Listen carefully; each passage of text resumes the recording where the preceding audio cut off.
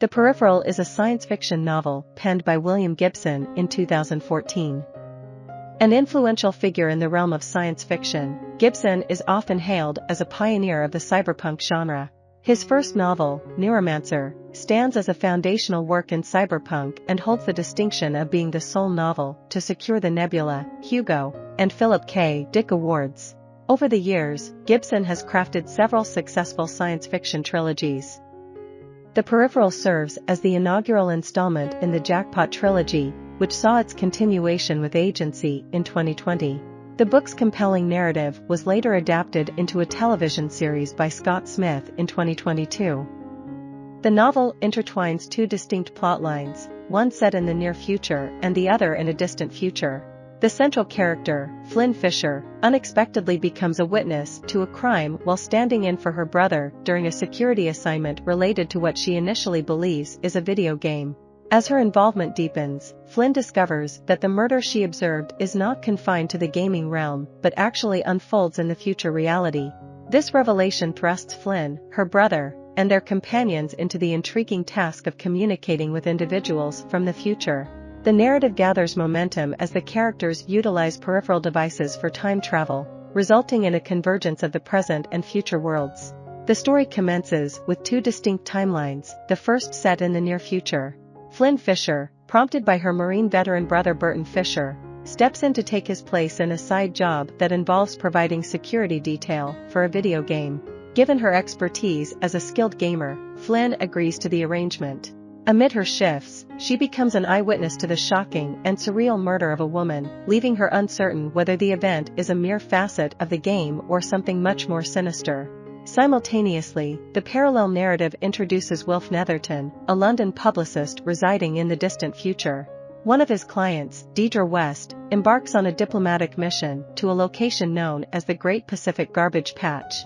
During her time there, Deidre West, a client of Wilf Netherton, faces an assault from the apparent leader of the local inhabitants.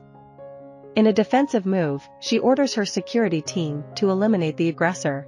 This action sparks suspicions that Deidre intentionally orchestrated the confrontation, luring the leader into attacking her. Netherton and his colleague Rainey become wary of the situation, believing that there's more beneath the surface. The narrative takes a turn towards a detective story as investigator Ainsley Lobeer delves into the mystery surrounding the disappearance of Alida West, Deidre's sister, in the future London. Equipped with extensive data resources, Lobeer discovers that a witness existed during the crime Alida was murdered, and Flynne is the crucial link to identifying the murderer. Lobeer initiates a mission to establish contact with Flynne through the stub, a term used for the pathways between different dimensions in time created by the transfer of information.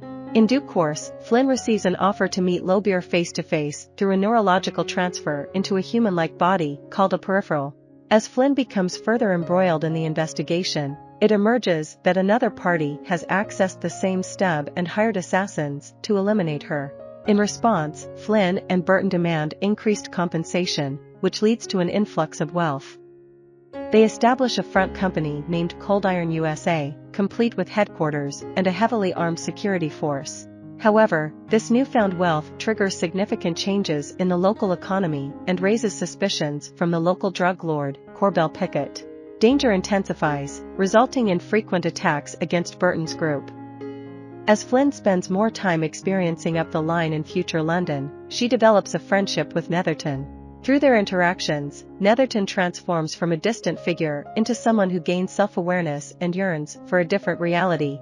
Throughout the novel, references are made to a pivotal event known as the Jackpot, and it's Netherton who unveils the intricate details of this phenomenon to Flynne. The heart of the matter lies in a catastrophic sequence of events triggered by climate change.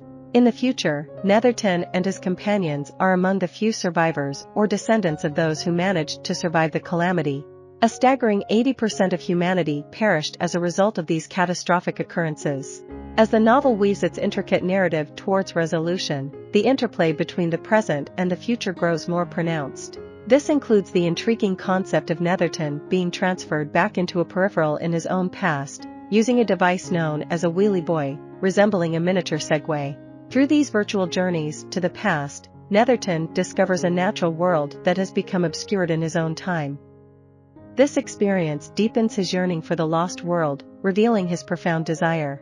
The novel's climax takes shape around Deidre West's party. It's widely believed that the murderer Flynne witnessed will be present at the event, and this assumption proves accurate. Arriving at the party within her peripheral, Flynne swiftly spots the assailant. The scene that follows is a frenzied, chaotic, and surreal confrontation resulting in the demise of the villain. As the novel approaches its conclusion, it presents several chapters of addenda, offering insights into Flynne's life following her experiences with the Peripheral.